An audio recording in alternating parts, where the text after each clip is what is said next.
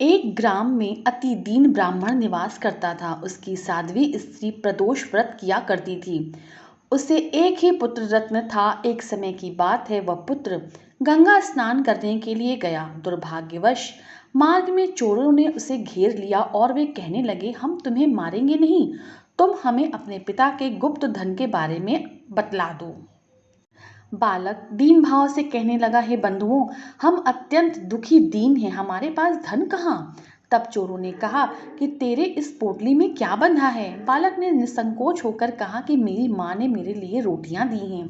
यह सुनकर चोरों ने अपने साथियों से कहा, साथियों, यह बहुत ही दुखी दीन मनुष्य है, हम किसी और को लूटेंगे। इतना कहकर चोरों ने उस बालक को जाने दिया। बालक वहां से चलते हुए एक नगर में पहुंचा। नगर के पास एक बरगद का पेड़ था। वह बालक उसी बरगद के वृक्ष की छाया में सो गया। उसी समय उस नगर के सिपाही चोरों को खोजते हुए उस बरगद के वृक्ष के पास जा पहुंचे और बालक को चोर समझकर बंदी बना ले गए। राजा के पास लेकर चले गए। राजा ने उसे कारावास में बंद करने का आदेश दिया। ब्राह्मणी का लड़का जब घर नहीं लौटा तब उसे अपने पुत्र की बड़ी चिंता हुई।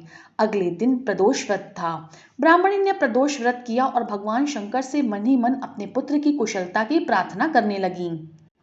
भगवान शंकर ने उस ब्राह्मणी की प्रार्थना स्वीकार कर ली। उसी रात भगवान शंकर ने उस राजा को स्वप्न में आदेश दिया कि वह बालक चोर नहीं है, उसे प्रातःकाल छोड़ दें, अन्यथा तुम्हारा सारा राज्य वैभव नष्ट हो जाएगा। प्रातःकाल राजा ने शिवजी की आज्ञा अनुसार उस बालक को कारावार से मुक्त कर दिया। बालक ने अपनी सारी कहानी राजा को सुनाई। प्रातःकाल राजा ने शिवजी की आज्ञा अनुसार उस बालक को कारावार से मुक्त कर दिया। बालक ने अपनी सारी कहानी राजा को सुनाई। सारा वृत्तांत सुनकर राजा ने अपने सिपाहियों को उस बालक के घर भेजा और उसके माता पिता को राज दरबार में बुलाया। उसके माता पिता बहुत ही भयभीत थे। राजा ने उन्हें भयभीत देखकर कहा, आप भयभीत ना हो, आपका बालक निर्दोष है। राजा ने ब्राह्मण को 5 गांव दान में दिए, जिससे कि वे सुखपूर्वक अपना जीवन व्यतीत कर सकें। इस तरह ब्राह्मण आनंद से रहने लगा। शिव जी की दया से उसकी दरिद्रता दूर हो गई। अतः जो भी मनुष्य रवि प्रदोष व्रत को करता है वह सुखपूर्वक और निरोगी होकर अपना पूर्ण जीवन व्यतीत करता है। श्री शिव शंकर भोलेनाथ भगवान की जय।